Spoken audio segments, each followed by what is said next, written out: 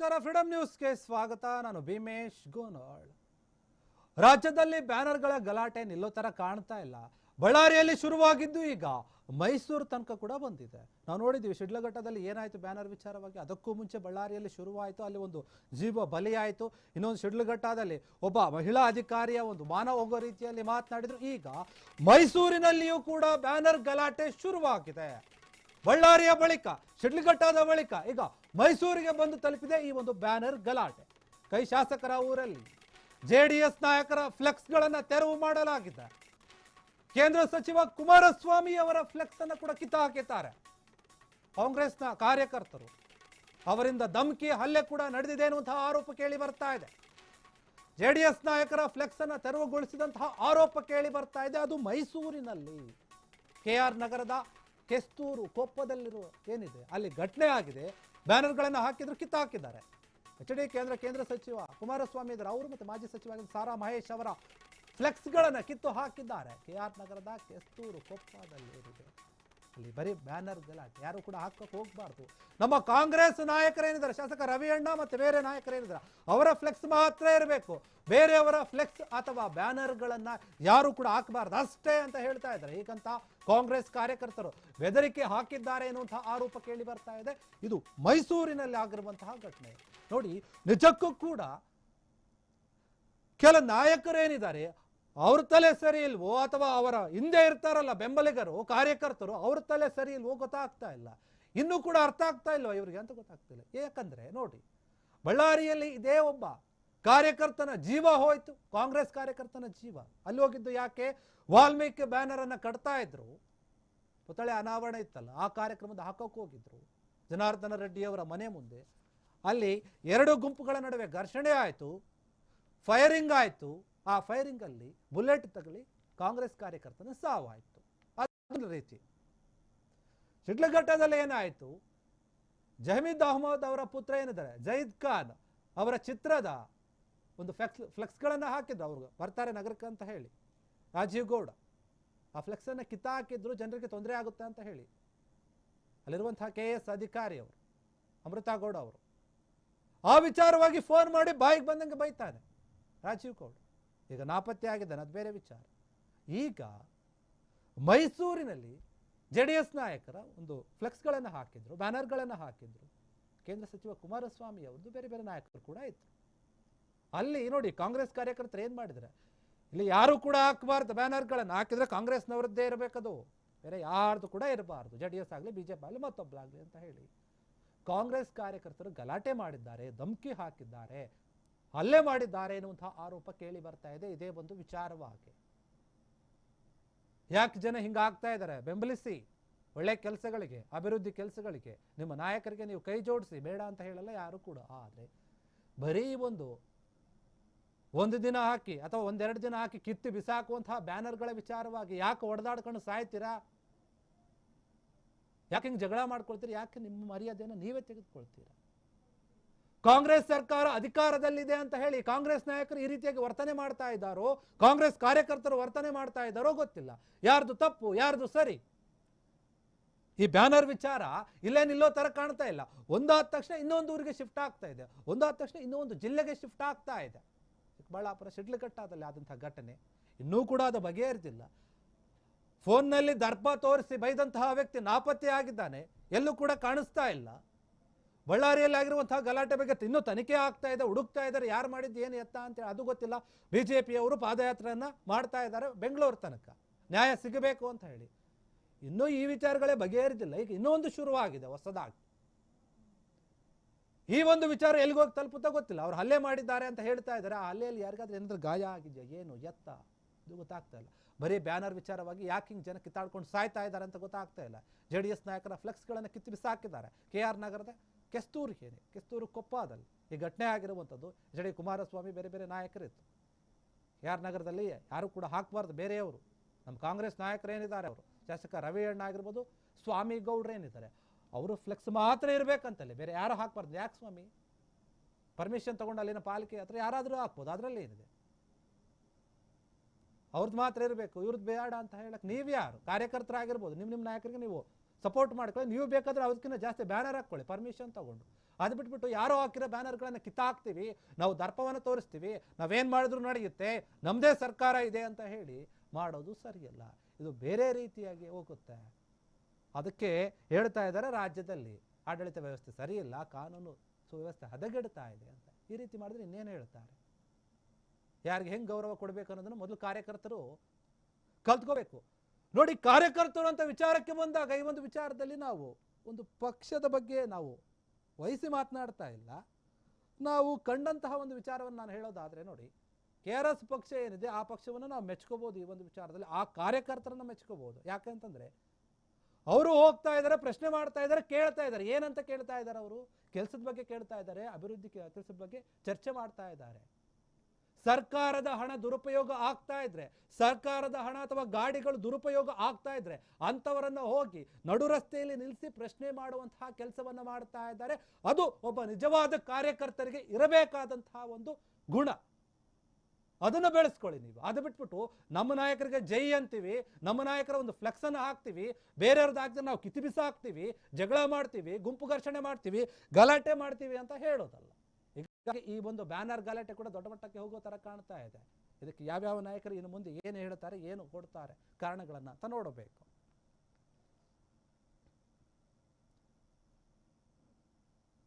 ಕನ್ನಡದ big boss ಏನಿದೆ ಅದು ಇನ್ನೇನು ಮುಗಿಯೋಕೆ ಬರ್ತಾ ಇದೆ. ಫಿನಾಲೆ ಕೂಡ ಹತ್ರ ಆಗ್ತಾ ಇದೆ. ಇದೇ ಭಾನುವಾರ ಫಿನಾಲೆ ಇರೋದ್ರಿಂದ ಈಗ ಎಲ್ಲಾ ಬಿಗ್ ಬಾಸ್ ಅಭಿಮಾನಿಗಳ ಚಿತ್ತ ಏನಿದೆ ಅದು ಜಾಲಿವುಡ್ನ ಕಟ್ಟಡದತ್ತ ಎನ್ನುವಂತಹ ಮಾತು ಕೇಳಿ ಬರ್ತಾ ಇದೆ. ನಿಜಕ್ಕೂ ಕೂಡ ಇಡೀ ಕರುನಾಡು ಕಾದ್ಕೊಂಡು ಕೂಳ್ತಿದೆ ಈ ಬಿಗ್ ಬಾಸ್ನಲ್ಲಿ ಯಾರು ಗೆಲ್ತಾರೆ ಅಂತ ಹೇಳಿ. ಹಾಗಾಗಿ ಅಭಿಮಾನಿಗಳು ಭಾನುವಾರ ಏನು ನಡೆಯುತ್ತೆ, ಯಾರಿಗೆ ಒಂದು ಕಿರೀಟ ಸಿಗುತ್ತೆ ಗೊತ್ತು, ಗ್ರ್ಯಾಂಡ್ ಫಿನಾಲೆ ಆಗಬೇಕು, ಯಾರು ವಿಜೇತರಾಗಬೇಕು, ಆ ಒಂದು ಮಾತು ಕೇಳಿ ಬರ್ತಾರೆ. ಕುತೂಹಲವನ್ನು ಕೆರಳಿಸ್ತಾ ಇದೆ ಬಿಗ್ ಬಾಸ್ ಗ್ರ್ಯಾಂಡ್ ಫಿನಾಲೆ. ಹೆಣ್ಣು ಮಕ್ಕಳ ಓಟು ಗಿಲ್ಲಿಗೆ, ಗಂಡು ಹೈಕಳ ಓಟು ಅಶ್ವಿನಿಗೆ. ಹೌದಾ? ಸೋಷಿಯಲ್ ಮೀಡಿಯಾದಲ್ಲಿ ಬಿಬಿ ಅಭಿಮಾನಿಗಳ ಲಾಬಿ ನಡೀತಾ ಇದೆ. ತಮ್ಮ ತಮ್ಮ ಇಷ್ಟದ ಕಂಟೆಸ್ಟೆಂಟ್ ಪರ ಓಟ್ಗಳನ್ನು ಹಾಕ್ತಾ ಇದ್ದಾರೆ. ಬನಿಯನ್ ರಾಜನೇ ವಿನ್ ಆಗಬೇಕು ಅಂತ ಹೇಳಿ ಕೆಲವರು ಅಭಿಯಾನವನ್ನು ಕೂಡ ಶುರು ಮಾಡಿದ್ದಾರೆ. ಅಶ್ವಿನಿನೇ ವಿನ್ ಆಗಬೇಕು ಅನ್ನುತ್ತಿರುವಂತಹ ಮೇಲ್ ಫ್ಯಾನ್ಸ್ಗಳು, ಮೇಲು ಫೀಮೇಲು ಹೇಳ್ತಾ ಇದ್ದಾರೆ, ಗಂಡ್ಮಕ್ಳು ಹೆಣ್ಮಕ್ಳು ಅಭಿಮಾನಿಗಳು ಸಿಗ್ತಾ ಇದೆ. ಎಲ್ಲ ಕೂಡ ಫಿನಾಲೆ ಕಡೆ ಕಣ್ಣಾಯಿಸ್ತಾ ಇದ್ದಾರೆ. ಬಿಗ್ ಬಾಸ್ ಅಭಿಮಾನಿಗಳು ಕಾಯ್ತಾ ಇದ್ದಾರೆ, ಯಾರು ಗೆಲ್ತಾರೆ. ಅಶ್ವಿನಿ ಗೌಡ ಮತ್ತೆ ಗಿಲ್ಲಿಯ ನಡುವೆ ಒಂದು ದೊಡ್ಡ ಮಟ್ಟದ ಪೈಪೋಟಿ ಇದೆ. ಈ ಇಬ್ಬರಿಗೂ ಕೂಡ ಅಭಿಮಾನಿಗಳ ಸಂಖ್ಯೆ ಹೆಚ್ಚಾಗ್ತಾ ಇದೆ. ಅಶ್ವಿನಿ ಗೌಡ ಅವರು ಚಿತ್ರರಂಗದಲ್ಲಿ ಕೂಡ ತೊಡಗಿಕೊಂಡಿದ್ರು, ಮತ್ತೆ ಹೋರಾಟಗಾರ್ತಿಯಾಗಿ ಕೂಡ ಇರುವಂಥದ್ದು. ಗಿಲ್ಲಿ ನಟ ತನ್ನದೇ ಆದಂತಹ ಒಂದು ರೀತಿಯಲ್ಲಿ ಶೈಲಿಯಲ್ಲಿ ಕಾಮಿಡಿ ಮಾಡಿಕೊಂಡು ಬಂದಂತಹ ವ್ಯಕ್ತಿ. ಇಬ್ಬರು ಕೂಡ ಜನರ ಮನಸ್ಸನ್ನ ಗೆದ್ದಿದ್ದಾರೆ. ಅದರಲ್ಲಿ ಮುಖ್ಯವಾಗಿ ಗಿಲ್ಲಿ ನಟನ ಒಂದು ಕೈ ಮೇಲಿದೆ ಅಂತಾನೆ ಹೇಳ್ಬೋದು. ಸಾಕಷ್ಟು ಜನರು ಒಂದ್ ಕಡೆ ಇಲ್ಲಿ ಹೆಂಗಾಗ್ತಾ ಇದೆ ಅಂದ್ರೆ ಹೆಣ್ಮಕ್ಳೆಲ್ಲರೂ ಗಿಲ್ಲಿಗೆ ಸಪೋರ್ಟ್ ಮಾಡ್ತಾ ಇದ್ದಾರೆ, ಇನ್ನು ನಮ್ಮ ಗಂಡು ಮಕ್ಕಳೆಲ್ಲರೂ ಕೂಡ ಅಶ್ವಿನಿ ಗೌಡಗೆ ಸಪೋರ್ಟ್ ಮಾಡ್ತಾ ಇದ್ದಾರೆ. ಅದು ಯಾವ ಕಾರಣದಿಂದ ಅಂತ ಗೊತ್ತಿಲ್ಲ. ಆದ್ರೆ ಇಲ್ಲಿ ಏನಂದ್ರೆ ಸುದೀಪ್ ಅವರು ಭಾನುವಾರ ಫಿನಾಲೆಯಲ್ಲಿ ಯಾರು ಗೆದ್ದಿದ್ದಾರೆ ಅನ್ನೋದನ್ನು ಸ್ಪಷ್ಟವಾಗಿ ಹೇಳ್ತಾರೆ. ಅವರಿಗೆ ಗೊತ್ತಾಗುತ್ತೆ ಈ ಒಂದು ವಿಚಾರ. ಇಡೀ ಕರ್ನಾಟಕದ ಜನತೆ ಅದಕ್ಕೋಸ್ಕರನೇ ಕಾಯ್ತಾ ಇರುವಂಥದ್ದು. ಗಿಲ್ಲಿ ನಟ ಗೆಲ್ತಾನೆ ಖಚಿತವಾಗಿ ಅಂತ ಕೆಲವರು ಹೇಳ್ತಾ ಇದ್ದಾರೆ. ಇಲ್ಲ, ಅಶ್ವಿನಿ ಏನಿದ್ದಾರೆ, ಅಶ್ವಿನಿ ಗೌಡ ಅವರು ಕೂಡ ಗೆಲ್ಲಬಹುದು, ಗೆಲ್ಲುವಂತಹ ಅಭ್ಯರ್ಥಿ ಅಂತ. ಈ ಇಬ್ಬರಲ್ಲಿ ದೊಡ್ಡ ಮಟ್ಟದ ಪೈಪೋಟಿ. ಫಿನಾಲೆಯಲ್ಲಿ ಬಿಗ್ ಬಾಸ್ ಸೀಸನ್ 12ರ ವಿಜೇತ ಯಾರು ಅನ್ನುವಂಥದ್ದು ಭಾನುವಾರ ಗೊತ್ತಾಗುತ್ತೆ. ಸುದೀಪ್ ಅವರು ಆ ಒಂದು ವಿಚಾರವನ್ನು ಹೇಳುತ್ತಾರೆ.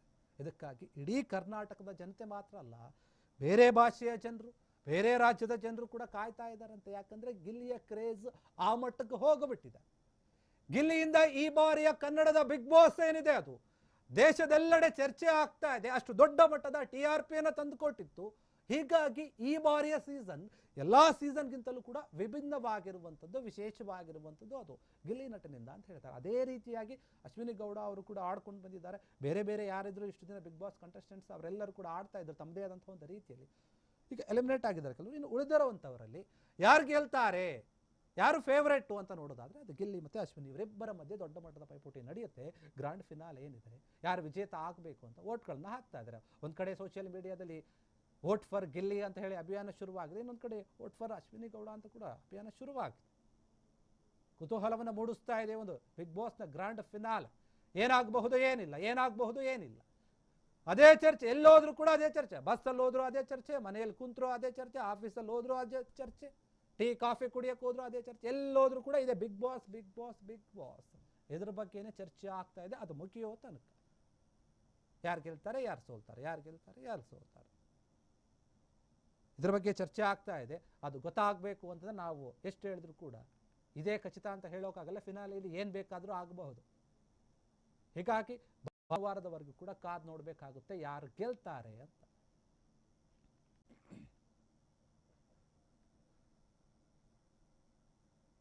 ಮಾಜಿ ಸಚಿವರೊಬ್ಬರ ಕಾರು ಅಪಘಾತವಾಗಿದೆ, ಆಕ್ಸಿಡೆಂಟ್ ಆಗಿದೆ. ಆದರೆ ಅದೃಷ್ಟವಶಾತ್ ಅವರು ಪ್ರಾಣಾಪಾಯದಿಂದ ಪಾರಾಗಿದ್ದಾರೆ ಅಂತ ಹೇಳಲಾಗ್ತಾ ಇದೆ. CCL ಪಂದ್ಯವನ್ನ ನೋಡಿಕೊಂಡು ವಾಪಸ್ ಬರ್ತಾ ಇದ್ರು, ಆ ಸಮಯದಲ್ಲಿ ಈ ದುರಂತ ಸಂಭವಿಸಿದೆ. ನಿನ್ನೆ ವೈಜಾಗ್ನಲ್ಲಿ ನಡೆದಂತಹ CCL ಪಂದ್ಯ ಏನಿದೆ, ಆ ಪಂದ್ಯವನ್ನ ನೋಡೋಕೆ ಅಂತ ಹೋಗಿರ್ತಾರೆ ಮಾಜಿ ಸಚಿವರು. ಅವರ ಕಾರು ಅಪಘಾತ ಆಗಿದೆ. ಮಾಜಿ ಸಚಿವ ರಾಜು ಗೌಡ ಏನಿದ್ದಾರೆ, ಅವರ ಕಾರು ಅಪಘಾತ ಆಗಿರುವಂಥದ್ದು. ಯಾದಗಿರಿಗೆ ಬರುವ ವೇಳೆ ಗಂಜಿ ಬಳಿ ಈ ಒಂದು ಘಟನೆ ನಡೆದಿರುವಂಥದ್ದು. ಸುದೀಪ್ ಆಪ್ತ ಕೂಡ ಇವರು ವಿಶಾಖಪಟ್ಟಣಂನಿಂದ ಹಿಂದಿರುವಾಗ ಈ ಒಂದು ಅಪಘಾತ ಆಗಿದೆ.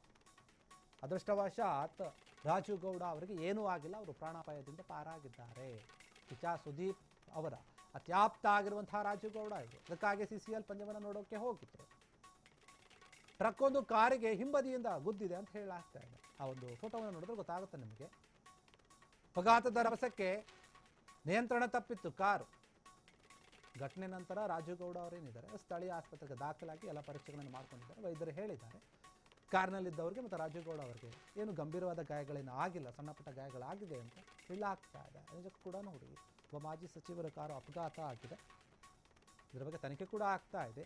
ಮತ್ತು ಆ ಟ್ರಕ್ಕನ್ನು ಏನು ಬಂದು ಗುದ್ದಿತ್ತಲ್ಲ, ಆ ಚಾಲಕನನ್ನು ಬಂಧಿಸೋಕೆ ಹುಡುಕಾಡ್ತಾ ಇದ್ದಾರೆ ಪೊಲೀಸರು ಕೂಡ. ಪ್ರಕರಣವನ್ನು ದಾಖಲಿಸಿಕೊಂಡಿದ್ದಾರೆ. ವೈಜಾಗ್ನಿಂದ CCL ಪಂದ್ಯ ನೋಡಿ ವಾಪಸ್ ಬರ್ತಾ ಇತ್ತು. CCL ಪಂದ್ಯ ಅಂದರೆ ಅಲ್ಲಿ ಕರ್ನಾಟಕ ಬುಲ್ಡೋಸರ್ಸ್ ಸುದೀಪ್ ಅವರು ಅದನ್ನು ಮುನ್ನಡೆಸ್ತಾರೆ. ಪ್ರತಿ ಸೀಸನ್ ಕೂಡ ನಾವು ನೋಡ್ತಾ ಇದ್ದೀವಿ.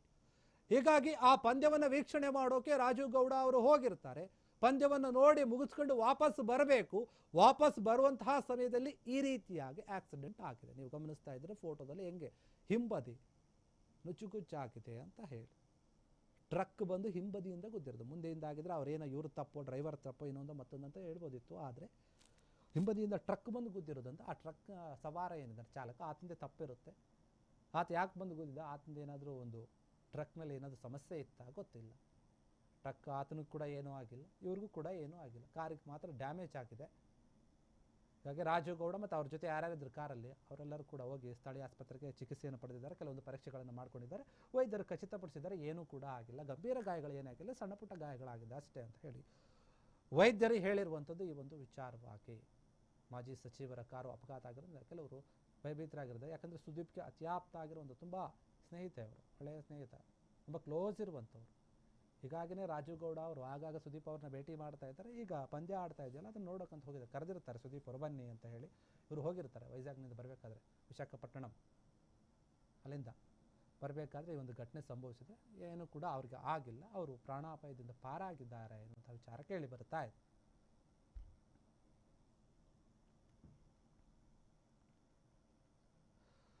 ಲಕ್ಕುಂಡಿಯಲ್ಲಿ ದಾನ ಚಿಂತಾಮಣಿ ಅತ್ತಿಮಬ್ಬೆಯ ಒಂದು ಭಾರಿ ಖಜಾನೆ ಏನಾದರೂ ಸಿಕ್ಕಿದೆಯಾ ಅನ್ನುವಂಥ ಪ್ರಶ್ನೆ ಮೂಡ್ತಾ ಇದೆ. ನಿಜಕ್ಕೂ ಕೂಡ ಲಕ್ಕುಂಡಿಯಲ್ಲಿ ಏನು ಸಿಗ್ತಾ ಇದೆ, ಕೆಲವೊಂದು ವಸ್ತುಗಳು, ಅದ್ರ ಬಗ್ಗೆ ಭಾರಿ ಚರ್ಚೆ ಆಗ್ತಾ ಇದೆ. ಹೀಗಾಗಿ ದಾನ ಚಿಂತಾಮಣಿ ಅತ್ತಿಮಬ್ಬೆಯ ಚಿನ್ನದ ಗಣಿ ಏನಾದರೂ ಸಿಗ್ತಾ ಇದೆಯಾ, ಊರಲ್ಲೆಲ್ಲ ಆಗಿದಾಗ ಅತ್ತಿಮಬ್ಬೆಯವರೊಂದು ಚಿನ್ನದ ಖಜಾನೆ ಏನಾದರೂ ಇದೆಯಾ ಅನ್ನುವಂಥ ಪ್ರಶ್ನೆ. ಇವರೆಲ್ಲ ಆಗದು ನಿಧಿಯನ್ನು ಹುಡುಕ್ತಾ ಇದ್ದಾರೆ ಪುರಾತತ್ವ ಇಲಾಖೆ ಅಧಿಕಾರಿಗಳು. ದಾನ ಧರ್ಮಕ್ಕೆ ಹೆಸರಾಗಿದ್ದಂತಹ ದಾನ ಚಿಂತಾಮಣಿ ಅತ್ತಿಮಬ್ಬೆ ಏನಿದ್ದಾರೆ ಅವರ ಹೆಸರು ಕೇಳಿ ಬರ್ತಾ ಇದೆ. ಕಲ್ಯಾಣ ಚಾಲುಕ್ಯರ ಪ್ರಧಾನಮಂತ್ರಿಯಾಗಿದ್ದಂತಹ ಏನಿದ್ದಾರೆ ಮಲ್ಲಪ್ಪನಯ್ಯ ಅವರು ಏನಿದ್ದಾರೆ, ಅವರ ಒಂದು ವಿಚಾರ. ಚಾಲುಕ್ಯರ ಸೇನಾಧಿಪತಿ ಆಗಿದ್ದಂತಹ ನಾಗದೇವಿಯನ್ನು ಮದುವೆ ಆಗಿರ್ತಾರೆ ಅತ್ತಿಮಬ್ಬೆ ಅವರು. ಲಕ್ಕುಂಡಿಯ ಬ್ರಹ್ಮಜಿನಾಲಯ 1500 ಜೈನ ಬಸದಿಗಳನ್ನು ಕೂಡ ನಿರ್ಮಿಸಿರ್ತಾರೆ. ಶ್ರೇಷ್ಠ ಕವಿ ರನ್ನನಿಗೆ ಆಶ್ರಯ ನೀಡಿದ್ರು ಕೂಡ ಇವರೇ ಅತ್ತಿಮಬ್ಬೆ ಅವರು. ಹೀಗಾಗಿ ಅಪಾರ ದಾನ ಧರ್ಮಗಳನ್ನು ಮಾಡಿರ್ತಾರೆ ಅತ್ತಿಮಬ್ಬೆಯವರು. ಚಾಲುಕ್ಯರ ದೊರೆ ಇಮ್ಮಡಿ ತೈಲಪ ಈಕೆಗೆ ದಾನ ಚಿಂತಾಮಣಿ ಅಂತ ಬಿರುದು ಕೂಡ ಕೊಟ್ಟಿರ್ತಾನೆ. ಲಕ್ಕುಂಡಿಯಲ್ಲಿ ದಾನ ಚಿಂತಾಮಣಿಯವರ ಒಂದು ಖಜಾನೆ ಏನಾದರೂ ಸಿಕ್ಕಿದೆಯಾ ತಿಮ್ಮಬ್ಬಿ ಅವರು? ಅದೇ ಒಂದು ವಿಚಾರ ಕೇಳಿ ಬರ್ತಾ. ಯಾಕಂದರೆ ಲಕ್ಕುಂಡಿಯಲ್ಲಿ ಮೊದಲ ಬಾರಿಗೆ ಏನು ಸಿಕ್ತಲ್ಲ ವಸ್ತುಗಳು, ಚಿನ್ನಗಳು, ಅದು ಸಿಕ್ಕಾಗ ಇಡೀ ರಾಜ್ಯದ ಜನತೆ ಆಶ್ಚರ್ಯವಾಗಿದ್ರು. ಸಿಕ್ಕ ನಂತರ ಸ್ವತಃ CM ಸಿದ್ದರಾಮಯ್ಯ ಅವರ ಏನು ಆ ಒಂದು ಕುಟುಂಬಕ್ಕೆ ಫೋನನ್ನು ಮಾಡಿ ವಿಚಾರಿಸಿರ್ತಾರೆ, ಎತ್ತ ಏನು ಹೆಂಗೆ ಸಿಕ್ತು, ಎಲ್ಲಿ ಸಿಕ್ತು ಅಂತ ಹೇಳಿ. ನಿಜ ಸಿಕ್ತಲ್ಲ, ಅದಕ್ಕೆ CM ಸಿದ್ದರಾಮಯ್ಯ ಅವರ ಡೈರೆಕ್ಟಾಗಿ ಫೋನ್ ಮಾಡಿರ್ತಾರೆ ಆ ಕುಟುಂಬಕ್ಕೆ. ಊರೆಲ್ಲ ಅಗೆದು ನಿಧಿ ಹುಡುಕ್ತಾರ. ಹಾಗಾದರೆ ಪುರಾತತ್ವ ಇಲಾಖೆ ಅದಕ್ಕಾದ್ರೆ ಈಗ ಒಂದು ಕಡೆ ಅಗಿತಾ ಇದ್ದಾರೆ, ಇಡೀ ಊರನ್ನು ಅಗಿತಾರೆ. ಈಗಾಗಲೇ ನಿಷೇಧಾಜ್ಞೆ ಕೂಡ ಜಾರಿ ಮಾಡಿದ್ದಾರೆ. ಎಲ್ಲಿ ಒಂದು ನಿಧಿ ಸಿಕ್ತು ಅಲ್ಲಿ, ಮತ್ತು ಈಗ ಎಲ್ಲಿ ಹುಡುಕ್ತಾ ಇದ್ದಾರೆ ಅಲ್ಲಿ ಕೂಡ ಇನ್ನೂ ಕೂಡ ಮುಂದುವರಿತಾ ಇದೆ, ಉತ್ಖನನವನ್ನು ಮಾಡ್ತಾ ಇದ್ದಾರೆ. ಎಲ್ಲಿ ಏನಾದರೂ ಕೂಡ ಸಿಗಬಹುದು. ದೊಡ್ಡ ಮಟ್ಟದ ನಿರೀಕ್ಷೆ ಇದೆ. ಅಲ್ಲಿ ಬೇರೆ ಬೇರೆ ವಸ್ತುಗಳು ಸಿಗುತ್ತೆ, ಬೆಲೆ ಬಾಳುವಂತಹ ವಸ್ತುಗಳು ಅಂತ. ಈಗಾಗಲೇ ಕೋಟ್ಯಾಂತರ ರೂಪಾಯಿ ಬೆಲೆ ಬಾಳುವಂತಹ ವಸ್ತುಗಳು ಸಿಕ್ಕಿದೆ, ಅರಳುಗಳು ಸಿಕ್ಕಿದೆ. ಪುರಾತತ್ವ ಇಲಾಖೆ ಪ್ರದೇಶವನ್ನು ನಿಷೇಧಾಜ್ಞೆ ಜಾರಿ ಮಾಡಿ ಅಲ್ಲಿನ ಒಂದು ಜಿಲ್ಲಾಡಳಿತ ಕೂಡ ಅದಕ್ಕೆ ಸ್ಪಂದಿಸ್ತಾ ಇದೆ. ಹೀಗಾಗಿ ದಾನ ಧರ್ಮಕ್ಕೆ ಹೆಸರುವಾಸಿಯಾಗಿದ್ದಂತಹ ದಾನ ಚಿಂತಾಮಣಿ ಹತ್ತಿಮಬ್ಬೆ ಏನಿದ್ದಾರೆ ಅವರ ವಸ್ತುಗಳು ಏನಾದರೂ ಸಿಗಬಹುದು ಅನ್ನುವಂತಹ ನಿರೀಕ್ಷೆಯಲ್ಲಿ ಹುಡುಕಾಡ್ತಾ ಇದ್ದಾರೆ. ಕಲ್ಯಾಣ ಚಾಲುಕ್ಯರ ಪ್ರಧಾನಮಂತ್ರಿಯಾಗಿದ್ದಂತಹ ಮಲ್ಲಪ್ಪಯ್ಯನ ಮಗಳು ಈ ಹತ್ತಿಮಬ್ಬೆ. ಯಾಕಂದರೆ ಪ್ರಧಾನಮಂತ್ರಿ ಆಗಿರ್ತಾರೆ ಅಂದರೆ ಅವರು ಒಂದು ಕುಟುಂಬದಲ್ಲಿ ಸಾಕಷ್ಟು ಚಿನ್ನಾಭರಣಗಳು ಇದ್ದೇ ಇರುತ್ತೆ. ಅವರು ದಾನ ಕೂಡ ದೊಡ್ಡ ಮಟ್ಟದಲ್ಲಿ ಮಾಡಿದ್ದಾರೆ. ಚಾಲುಕ್ಯರ ಸೇನಾಧಿಪತಿ ಆಗಿದ್ದಂತಹ ನಾಗದೇವನನ್ನೇ ಇವರು ಮದುವೆ ಆಗಿರ್ತಾರೆ. ನೋಡಿ, ದೊಡ್ಡ ದೊಡ್ಡ ಹುದ್ದೆಯಲ್ಲಿ ಇದ್ದಂಥವರೇ ಅವರ ಮನೆತನದವರೆಲ್ಲರೂ ಕೂಡ. ಅವರ ಹತ್ರ ಸಾಕಷ್ಟು ಅಪಾರ ಪ್ರಮಾಣದ ಒಂದು ಸಂಪತ್ತು ಕೂಡ ಇರುತ್ತೆ. ರಾಜ ಒಂದು ಆಸ್ಥಾನದಲ್ಲಿ ಕೆಲಸ ಮಾಡ್ತಿರುವಂತಂದರೆ ಲಕ್ಕುಂಡಿಯ ಬ್ರಹ್ಮಜಿನಾಲಯದ 1500 ಜೈನ ಬಸದಿಗಳನ್ನು ಕೂಡ ಇವರು ನಿರ್ಮಿಸಿರ್ತಾರೆ ಹತ್ತಿಮಬ್ಬೆ ಅವರು. ಇನ್ನು ಶ್ರೇಷ್ಠ ಕವಿಯಾದಂತಹ ರನ್ನನಿಗೆ ಆಶ್ರಯವನ್ನು ಕೂಡ ಇವರು ನೀಡಿರ್ತಾರೆ. ಅಪಾರ ಧರ್ಮಗಳನ್ನು ಮಾಡಿದ್ರು, ಹೆಸರುವಾಸಿಯಾಗಿದ್ರು. ಅದಕ್ಕಾಗಿ ಇವ್ರಿಗೆ ಏನು ಮಾಡಿರ್ತಾರೆ ಅಂದರೆ ದಾನ ಚಿಂತಾಮಣಿ ಅಂತ ಹೇಳಿ ಚಾಲುಕ್ಯರ ದೊರೆ ಹಿಮ್ಮಡಿ ತೈಲಪ ಏನಿದ್ದಾರೆ ಅವರು ಈ ಒಂದು ಬಿರುದನ್ನು ಕೊಟ್ಟು ಗೌರವಿಸಿರ್ತಾರೆ ಅವರಿಗೆ. ಹೀಗಾಗಿ ಲಕ್ಕುಂಡಿಯಲ್ಲಿ ಇನ್ನೂ ಕೂಡ ದೊಡ್ಡ ಮಟ್ಟದ ಖಜಾನೆಗಳು, ಆಭರಣಗಳು, ವಸ್ತುಗಳು, ಪುರಾತನ ವಸ್ತುಗಳು ಸಿಗುವಂತಹ ನಿರೀಕ್ಷೆಯಲ್ಲಿದ್ದಾರೆ ಅಧಿಕಾರಿಗಳು. ಈಗ ಹುಡುಕ್ತಾ ಇದ್ದಾರೆ ಕೂಡ, ಉತ್ಖನನ ನಡೀತಾ ಇದೆ. ಆ ಗ್ರಾಮಸ್ಥರೆಲ್ಲರೂ ಕೂಡ ಆಶ್ಚರ್ಯ ಆಗ್ತಾ ಇದ್ದಾರೆ. ನಮ್ಮೂರಲ್ಲಿ ಈ ರೀತಿಯಾಗಿತ್ತಾ, ನಮಗೆ ಗೊತ್ತಿರಲಿಲ್ವಾ ಈ ಒಂದು ವಿಚಾರ? ಆ ಊರಿನ ಜನರು ಆಶ್ಚರ್ಯ ಪಡ್ತಾ ಇದ್ದಾರೆ. ಅಕ್ಕಪಕ್ಕದ ಊರಿನ ಜನಗಳು ಕೂಡ ಬಂದು ನೋಡ್ತಾ ಇದ್ದಾರೆ, ಏನಿದು, ಎತ್ತ ಇದು ಹಿಂಗೆ ಸಿಗ್ತಾ ಇದೆಯಲ್ಲ ಅಂತ. ಜನರು ಕೂಡ ಅಗಿಯೋಕ್ಕೆ ಕೂಡ ಶುರು ಮಾಡ್ಬೋದು ಅಂತ ಹೇಳಿ ನಿಷೇಧಾಜ್ಞೆಯನ್ನು ಜಾರಿ ಮಾಡಿದ್ದಾರೆ. ಹೀಗಾಗಿ ಅಲ್ಲಿನ ಜಿಲ್ಲಾಡಳಿತ ಎಲ್ಲ ರೀತಿಯ ಸೂಕ್ತ ಕ್ರಮದೊಂದಿಗೆ ಪುರಾತತ್ವ ಇಲಾಖೆಯ ಅಧಿಕಾರಿಗಳ ಜೊತೆ ಸ್ಪಂದಿಸಿಕೊಂಡು ಎಲ್ಲರೂ ಕೂಡ ಒಗ್ಗಟ್ಟಾಗಿ ಉತ್ಖನನವನ್ನು ಮಾಡ್ತಾ ಇದ್ದಾರೆ. ಏನಾದರೂ ವಸ್ತುಗಳು ಸಿಗಬಹುದು ದೊಡ್ಡ ಮಟ್ಟದಲ್ಲಿ ಅಂತ ಹೇಳಿ.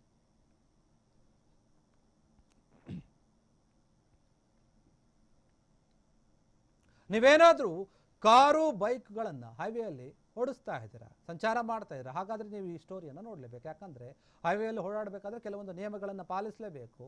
ನಿಮ್ಮ ವಾಹನದಲ್ಲಿ ಫಾಸ್ಟಾಗಿ ಇಲ್ವಾ, ಹಾಗಾದರೆ ನಿಮಗೆ ಸಂಕಷ್ಟ ಎದುರಾಗುತ್ತೆ. ಅದನ್ನು ಫಸ್ಟ್ ನೀವು ಚೆಕ್ ಮಾಡ್ಕೊಳ್ಬೇಕಾಗುತ್ತೆ. ನಿಮ್ಮ ಕಾರ್ಗೆ ಫಾಸ್ಟ್ಯಾಗ್ ಇದೆಯಾ ಇಲ್ವಾ ಅಂತ ನೀವು ಚೆಕ್ ಮಾಡ್ಕೊಳ್ಳಿ. ಯಾಕಂದರೆ ಇನ್ಮೇಲೆ ಫಾಸ್ಟ್ಯಾಗ್ ಇಲ್ಲ ಅಂತಂದರೆ ನಿಮ್ಮ ಗಾಡಿ ಏನಿದೆ, ವಾಹನ ಏನಿದೆ, ಅದು ಟೋಲನ್ನು ದಾಟೋದಿಲ್ಲ.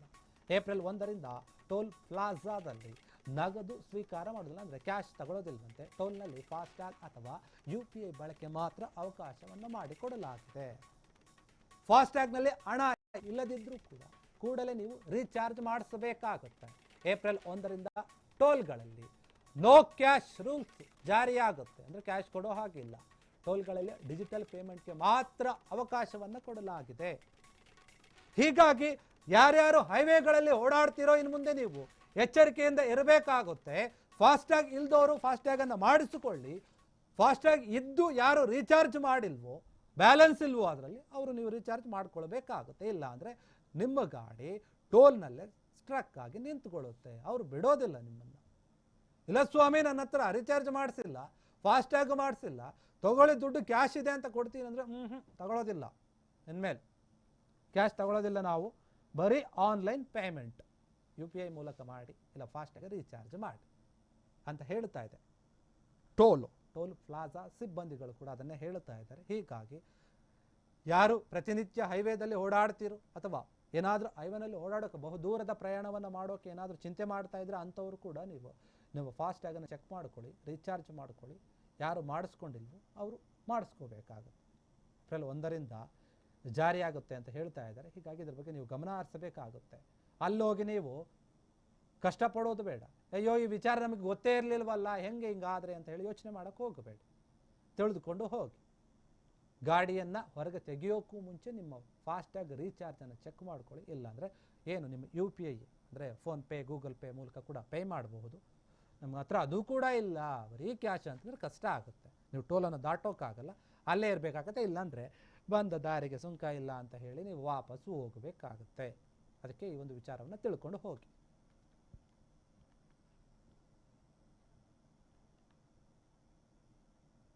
ಬೆಂಗಳೂರಿನಲ್ಲಿ ಕೊಳಕು ಪಿಜಿಗಳಿಂದ ಅವಾಂತರ ಸೃಷ್ಟಿಯಾಗ್ತದೆ. ನಿಜಕ್ಕೂ ಕೂಡ ಕೆಲವೊಂದು ಪಿಜಿಗಳಲ್ಲಿ ಸ್ವಚ್ಛತೆ ಇಲ್ಲವೇ ಇಲ್ವಾ? ಈ ಒಂದು ಪ್ರಶ್ನೆ ಕೂಡ ಮೂಡುತ್ತಾ ಇದೆ. ಕೊಳಕು ಪಿಜಿಗಳು ಆಗ್ತಾ ಇವೆಯಾ? ಬೆಂಗಳೂರಿನಲ್ಲಿರುವಂತಹ ಪಿಜಿಗಳು ದೊಡ್ಡ ಮಟ್ಟದಲ್ಲಿ ದುಡ್ಡುಗಳನ್ನು ತೆಗೆದುಕೊಳ್ತಾರೆ. ಪೇಯಿಂಗ್ ಗೆಸ್ಟ್ ವಸತಿ ಗೃಹದಲ್ಲಿ ಅಧ್ವಾನವೋ ಅಧ್ವಾನ ಎನ್ನುವಂತಹ ಪರಿಸ್ಥಿತಿಯಾಗಿದೆ. ರಾಜಧಾನಿ ಪೇಯಿಂಗ್ ಗೆಸ್ಟ್ಗಳ ಮೇಲೆ GPA ದಾಳಿ ನಡೆಸಿದೆ. ದಾಳಿ ವೇಳೆ ಬಯಲಾಯಿತು ರಾಜಧಾನಿ ಪಿಜಿಗಳ ಅಸಲಿಯತ್ತು ಹೆಂಗಿದೆ ಅಂತ ಹೇಳಿ. ಅಲ್ಲಿ ಪಿಜಿಗಳ ಅವ್ಯವಸ್ಥೆಯನ್ನು ಕಂಡು ಮಾಲೀಕರಿಗೆ ಶಾಕ್ ನೀಡಿದೆ GPA. ಶಿವಾಜಿನಗರ, ಚಿಕ್ಕಪೇಟೆ ವಿಧಾನಸಭಾ ಕ್ಷೇತ್ರಗಳ ಪಿಜಿಯಲ್ಲಿ ದೊಡ್ಡ ಮಟ್ಟದಲ್ಲಿ ಅವ್ಯವಸ್ಥೆ ಕಾಣ್ತಾ ಇದೆ. ಪಿಜಿಗಳಲ್ಲಿ ಗಲೀಜು ನೀರು, ಅಡುಗೆ ಕೋಣೆ ಅಧ್ವಾನ ಆಗಿಬಿಟ್ಟಿದೆ. ಇನ್ನು ಶೌಚಾಲಯದ ಬಗ್ಗೆ ಹೇಳೋದು ಬೇಡ, ಗಬ್ಬುನಾರ್ತಾ ಇದೆ. ಅಲ್ಲಿ ಕೇಂದ್ರ ಪಾಲಿಕೆ ವ್ಯಾಪ್ತಿಯಲ್ಲಿ 204 ಪಿಜಿಗಳ ತಪಾಸಣೆ ಮಾಡಿದ್ದಾರೆ GPA ಅಧಿಕಾರಿಗಳು. GPA ಆರೋಗ್ಯಾಧಿಕಾರಿಗಳಿಂದ ಪಿಜಿಯಲ್ಲಿ ತೀವ್ರ ತಪಾಸಣೆ ನಡೆದಿದೆ. ತಪಾಸಣೆ ವೇಳೆ ನ್ಯೂನ್ಯತೆ ಕಂಡು ಬಂದಂತಹ ಪಿಜಿಗಳಿಗೆ ಬೀಗ ಜಡಿದಿದ್ದಾರೆ GPA ಅಧಿಕಾರಿಗಳು. ಹೀಗಾಗಿ ಬೆಂಗಳೂರಿನ ಪಿಜಿಗಳಲ್ಲಿ ಯಾರ್ಯಾರಿದ್ದಾರೋ, ಹೆಣ್ಮಕ್ಳಾಗಿರ್ಬೋದು ಗಂಡು ಮಕ್ಕಳಾಗಿರ್ಬೋದು, ನಿಮ್ಮ ಪಿಜಿಗಳಲ್ಲಿ ಏನಾದರೂ ಅವ್ಯವಸ್ಥೆ ಇದ್ದರೆ, ಸರಿಯಾದ ರೀತಿಯಲ್ಲಿ ವ್ಯವಸ್ಥೆ ಇಲ್ಲ ಅಂದರೆ, ನೀರಾಗಿರ್ಬೋದು, ಅಲ್ಲಿ ಅಡುಗೆ ಮಾಡ್ತಾರಲ್ಲ ಅಡುಗೆ ಕೋಣೆ ಸ್ವಚ್ಛತೆ ಬಗ್ಗೆ, ಮತ್ತು ಮುಖ್ಯವಾಗಿ ಶೌಚಾಲಯ ಏನಿದೆ ಅದರ ಬಗ್ಗೆ ಏನಾದರೂ ಕಂಪ್ಲೇಂಟ್ ಇದ್ರೂ ಕೂಡ ನೀವು GPAಗೆ ಕೊಟ್ಟರೆ ಅವರು ಅಂತಹ ಪಿಜಿಗಳನ್ನು ಮುಚ್ಚಿಸ್ತಾರೆ. ಇಲ್ಲಾಂದರೆ ಸೂಕ್ತ ರೀತಿಯಲ್ಲಿ ಕ್ರಮವನ್ನು ತೆಗೆದುಕೊಳ್ತಾರೆ, ಸರಿ ಮಾಡಿ ಅಂತ ಹೇಳಿ ದಂಡವನ್ನು ಹಾಕ್ತಾರೆ. ಹೀಗಾಗಿ ನೋಡಿ, ಶಿವಾಜಿನಗರ ಆಗಿರ್ಬೋದು, ಚಿಕ್ಕಪೇಟೆ ವಿಧಾನಸಭಾ ಕ್ಷೇತ್ರಗಳಲ್ಲಾಗಿರ್ಬೋದು, ಬೇರೆ ಬೇರೆ ಎಲ್ಲ ಕಡೆ ದೊಡ್ಡ ಮಟ್ಟದಲ್ಲಿ ಪಿಜಿಗಳನ್ನು ನಾವು ಕಾಣ್ತೀವಿ. ಇಡೀ ಬೆಂಗಳೂರು ನಗರದಲ್ಲಿ ಪಿಜಿಗಳು ಸುಮಾರು ಕಡೆ ಇದೆ. ಗಲ್ಲಿ ಗಲ್ಲಿಗೆ ಒಂದು ಪಿಜಿಗಳು, ಒಂದಲ್ಲ 4 ಪಿಜಿಗಳು ಇರುತ್ತೆ. ತಿಂಗಳಿಗೆ 5,000ದಿಂದ 10,000, 12,000 ಈ ರೀತಿಯಾಗಿ ಒಂದು ತಿಂಗಳಿಗೆ ಕೊಡ್ತಾರೆ. ಅದಕ್ಕೆ ತಕ್ಕಂತೆ ವ್ಯವಸ್ಥೆ ಇರಬೇಕಲ್ಲ, ನೀಟ್ನೆಸ್ ಇರಬೇಕಲ್ಲ. ಇಲ್ಲ, ಹೆಂಗಂದ್ರೆ ಹಂಗೆ ಊಟ ಕೂಡ ಸರಿಯಾಗಿರಲ್ಲ ಅಂತ ಸಾಕಷ್ಟು ಪಿಜಿಗಳಿಂದ ಕೆಲವರು ಹೇಳುತ್ತಾ ಇರ್ತಾರೆ. ಈ ಹಿಂದೆ ಕೂಡ ಕೆಲವರು ಕಂಪ್ಲೇಂಟ್ ಮಾಡಿತ್ತು. ಪಿಜಿಗೆ ಹೊಸ ರೂಲ್ಸ್ ಕೂಡ ಮಾಡಿತ್ತು ಸರ್ಕಾರ. ಏನಂದ್ರೆ ಪಿಜಿಗಳು ರಿಜಿಸ್ಟ್ರೇಷನ್ ಮಾಡಿಸ್ಕೋಬೇಕು, ಇಲ್ಲ ಅಂದ್ರೆ ಅದನ್ನ ನಾವು ಪಿಜಿ ಅಂತ ಕನ್ಸಿಡರ್ ಮಾಡಲ್ಲ, ಕ್ರಮ ತೆಗೆದುಕೊಳ್ತೀವಿ, ಕಾನೂನಿನ ಕ್ರಮ ಅಂತ. ಎಷ್ಟು ಪಿಜಿ ಮಾಲೀಕರು ಅದನ್ನ ಒಂದು ರೀತಿಯಲ್ಲಿ ಗಂಭೀರವಾಗಿ ತೆಗೆದುಕೊಂಡಿದ್ದಾರೆ, ರಿಜಿಸ್ಟ್ರೇಷನ್ ಮಾಡಿಸ್ಕೊಂಡಿದ್ದಾರೋ ಗೊತ್ತಿಲ್ಲ. ಆದರೆ ಈಗ ಅಧಿಕಾರಿಗಳು ಹೋಗಿ ಎಲ್ಲ ಚೆಕ್ ಮಾಡಿದ್ದಾರೆ. ಆದರೆ ಅಲ್ಲಿ ಏನಿದೆ ಆ ವ್ಯವಸ್ಥೆ ಅನ್ಕೊಂಡು ಅವರೇ ಗಾಬರಿ ಆಗಿದ್ದಾರೆ. ಹೀಗಾಗಿ ಕೆಲವು ಪಿಜಿಗಳನ್ನು ಮುಚ್ಚಿಸಿದ್ದಾರೆ, ದಂಡ ಕೂಡ ಹಾಕಿದ್ದಾರೆ GPA ಆರೋಗ್ಯ ಅಧಿಕಾರಿಗಳು. ಪಿಜಿ ಮಾಲೀಕರೇ ಒಂದು ರೀತಿ ಶಾಕ್ ಕೊಡ್ತಾ ಇದ್ದಾರೆ. ಯಾವ ಸಮಯದಲ್ಲಿ ಹೆಂಗೆ ದಾಳಿ ಮಾಡ್ತಾರೋ ಗೊತ್ತಿಲ್ಲ. ಇನ್ನು ಮುಂದೆ ಇದನ್ನು ಕಂಟಿನ್ಯೂ ಮಾಡ್ತೀವಿ ಅಂತ ಕೂಡ ಹೇಳ್ತಾ ಇದ್ದಾರೆ. ಕೊಳಕು ಪಿಜಿಗಳು ಆಗ್ತಾ ಇವೆ, ಸ್ವಚ್ಛತೆ ಅನ್ನೋದಲ್ಲಿ ಕಾಣ್ತಾನೇ ಇಲ್ಲ. ಹೆಂಗೆ ಬೇಕಾದ್ರೆ ಹಾಗೆ ಮತ್ತೆ ತಗೊಂತಾರೆ, ಮಂತ್ಲಿ ಚಾರ್ಜಸ್ ತಗೊಂತಾರೆ. ಇದೇನು ಕ್ಲೀನ್ ಮಾಡೋಕೆ ಅಂತಾನೆ, ಆದರೂ ಕೂಡ ಕ್ಲೀನಾಗಿ ಇಡ್ತಾ ಇಲ್ಲ. ದೊಡ್ಡ ಮಟ್ಟದ ಆರೋಪ ಕೇಳಿ ಬರ್ತಾ ಇತ್ತು. ಸಾಕಷ್ಟು ಕಂಪ್ಲೇಂಟ್ ಕೂಡ ಹೋಗಿರುತ್ತೆ. GPA ಅಧಿಕಾರಿಗಳು ಏಕಾಏಕಿಯಾಗಿ ಸುಮ್ಮನೆ ಈ ರೀತಿಯಾಗಿ ದಾಳಿ ಮಾಡೋದಿಲ್ಲ. ಹೋಗಿದ್ದಾರೆ, ದೂರುಗಳು ಬಂದಿರುತ್ತೆ, ಹೋಗಿ ಎಲ್ಲ ಒಂದು ವಿಚಾರಗಳನ್ನು ಕಂಡು ಅವರೇ ಈಗ ಶಾಕ್ ಆಗಿಬಿಡ್ತಾರೆ ನೋಡಿಕೊಂಡು. ಹೀಗಾಗಿ ಆ ಮಾಲೀಕರಿಗೆ ಮುಂದೆ ನೀವು ಸರಿಯಾದ ರೀತಿಯಲ್ಲಿ ನಡೆದುಕೊಳ್ಳಬೇಕು, ಇಲ್ಲಾಂದರೆ ನಿಮ್ಮ ಪಿಜಿನ ಮುಚ್ಚಿಸ್ತೀವಿ. ಮೊದಲನೇದಾಗಿ ನಿಮಗೆ ರಿಜಿಸ್ಟ್ರೇಷನ್ ಇದೆಯೇ ಇಲ್ವಾ? ನೀವು ಕಮರ್ಷಿಯಲ್ ಕಾಂಪ್ಲೆಕ್ಸ್ಗಳಾಗುತ್ತೆ ಇವೆಲ್ಲ, ಅದಕ್ಕೆಲ್ಲ ಬೇಕಾಗುತ್ತೆ ಕೆಲವೊಂದು ರೂಲ್ಸ್ ರೆಗ್ಯುಲೇಷನ್ ಇದೆ, ಡಾಕ್ಯುಮೆಂಟ್ಸ್ಗಳು ಸರಿಯಾದ ರೀತಿಯಲ್ಲಿ ಇದ್ದರೆ ಮಾತ್ರ ಸರಿ, ಇಲ್ಲಾಂದರೆ ಇಲ್ಲ. ಯಾಕಂದರೆ ಪಿಜಿಯಲ್ಲಿ ಗಲೀಜು ನೀರಿದೆ, ನೀರನ್ನು ನೋಡೋಕ್ಕಾಗಲ್ಲ. ಅಡುಗೆ ಮನೆ ಏನಿದೆ ಕಿಚನ್, ಅಲ್ಲಿ ಕೂಡ ಸರಿಯಾದ ರೀತಿ ಕ್ಲೀನ್ನೆಸ್ ಇರೋದಿಲ್ಲ, ಹಂಗೆ ಅಡುಗೆ ಮಾಡ್ತಾ ಇರ್ತಾರೆ. ಇನ್ನು ಬೇರೆ ಕೊಠಡಿಗಳ ವಿಚಾರ, ಶೌಚಾಲಯ ಅದು ಇದು ಟಾಯ್ಲೆಟ್ ಒಂದು ವಿಚಾರಕ್ಕೆ ಬಂದರೆ ಅಲ್ಲಿ ಕೂಡ ಸರಿಯಾದ ರೀತಿ ಯಾರೂ ಕೂಡ ಮೇಂಟೈನ್ ಮಾಡ್ತಾ ಇಲ್ಲ ಅಂತ. ಯಾಕಂದರೆ ಕೇಂದ್ರ ಪಾಲಿಕೆ ಏನಿದೆ ಅದ್ರ ವ್ಯಾಪ್ತಿಯಲ್ಲಿ 204 ಪಿಜಿಗಳ ತಪಾಸಣೆ ಮಾಡಿದ್ದಾರೆ ಅವರು GPA ಅಧಿಕಾರಿಗಳು ಈಗ ಸದ್ಯಕ್ಕೆ. ಹೀಗಾಗಿ ಅದನ್ನು ನೋಡಿಬಿಟ್ಟು ಕೆಲವೊಂದು ಆದೇಶವನ್ನು ಹೊರಡಿಸಿದ್ದಾರೆ. ಇನ್ನು ಮುಂದೆ ಪಿಜಿಗಳನ್ನು ಕ್ಲೀನಾಗಿ ಇಟ್ಕೊಳ್ಬೇಕು, ಇಲ್ಲ ಅಂದರೆ ನಿಮಗೆ ದಂಡ ಬೀಳುತ್ತೆ, ಇಲ್ಲಾಂದರೆ ನಿಮ್ಮ ಪಿಜಿ ಕ್ಲೋಸ್ ಆಗುತ್ತೆ.